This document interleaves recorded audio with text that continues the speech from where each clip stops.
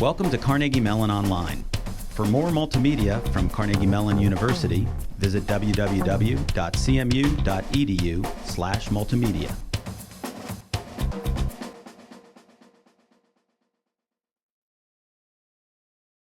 The latest news has the Arab Emirates buying a piece of Citibank, putting up some billions of dollars. That's really not a surprise since we spend about $500 billion a year to import oil. We're actually giving away enough money to buy the U.S. economy. We're doing that because we're being completely foolish about what it is we do with respect to oil. I want to talk about that now, to talk about our policies.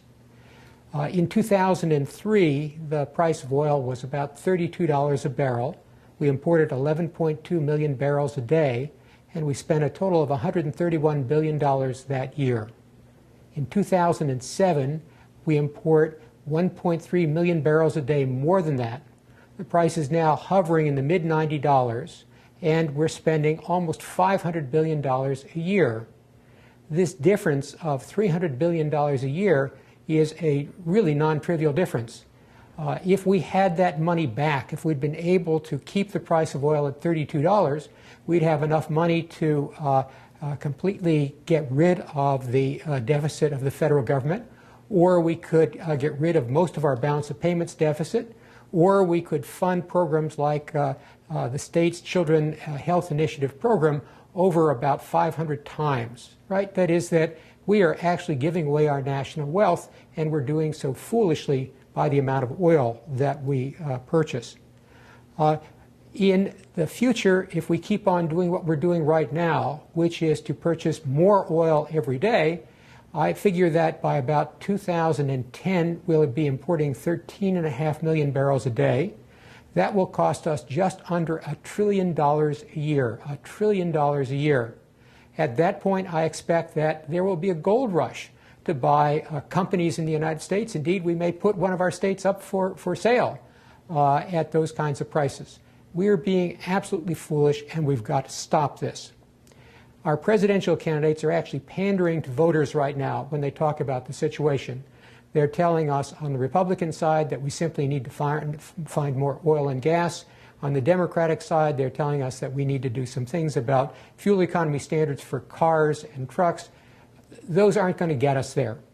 We need to take more action. We need to realize the amount of mistake that we're actually making in what it is that we do.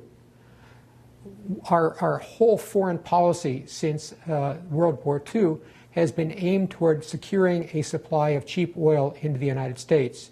In doing that, we've backed all kinds of corrupt dictators. We've had our foreign policy depend completely on those aims, and we're fighting our second war in the Persian Gulf now in order to sustain that supply of oil. This is really crazy. We are the largest importer of oil in the world. China is the second largest importer. They import half of what it is we do. If we're going to do something about the world's supply of oil, if we're going to do something about how much we pay, we're going to have to stop pointing fingers at China and India and start looking in the mirror. It is we who are the determinants of our future, not China and India. What we have to do is to stop being ignorant victims. We're going to have to start realizing that the price of oil is not $90 a barrel or $100 a barrel. It's actually more like $300 to $500 a barrel. If you compare today with 2002, and we then take a look at the amount of money that we're spending, we're buying about 6 billion barrels of oil more a year, and that comes out to more than $400 a barrel for what it is that we're buying. We have to understand that oil costs us a lot more than the current market price. So what are we going to do? We have to realize that oil is more expensive and that the price of gasoline is more expensive than what we're paying right now. Rather than eking out small rises every month, every year, in the price of oil, we have to understand that we want to look forward to what the real price of oil is and do something about it now. Europe and Japan currently price gasoline at about $7 a gallon. I figure that's probably about right.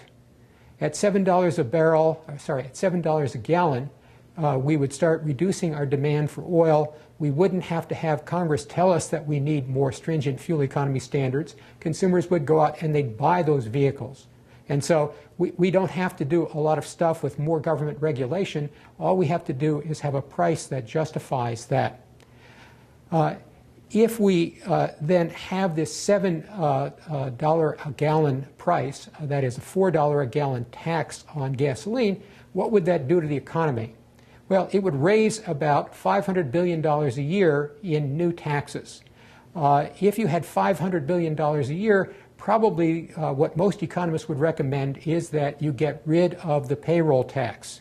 It is terribly regressive and it is very harmful to the economy. If we could get rid of that, we would really boost the economy.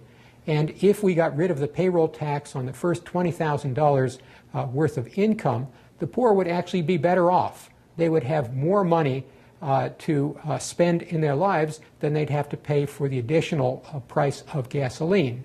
And so by doing something intelligent about our energy policy, we would also be doing something intelligent about getting our economy out of this recession that we seem to be going into. If we now take a look at this, there's one more thing that we could do, and that is currently when you buy a new car, you're told what the fuel economy of that car is. I've got a different suggestion. Why don't we put on the sticker of the car how much that car is going to use over its lifetime of 150,000 miles. If you were buying a large SUV that got 15 miles per gallon, then over 150,000 miles you'd have to buy 10,000 gallons of gasoline. At $7 a gallon, that's $70,000. That's enough to make you think. If instead you bought a Prius at 50 miles per gallon, you'd have to buy about 3,000 gallons of gasoline over its lifetime.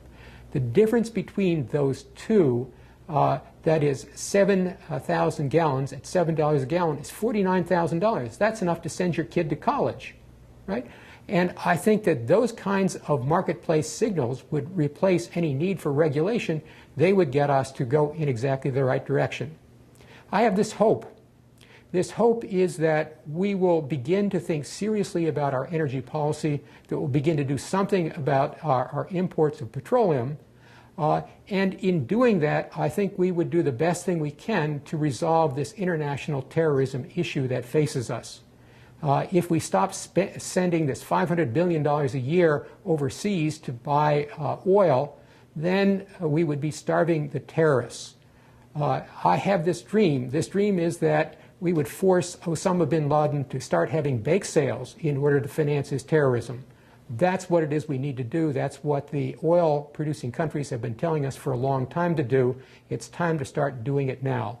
Let's have this gasoline tax. Let's bankrupt the terrorists, not the USA. Thanks for your attention.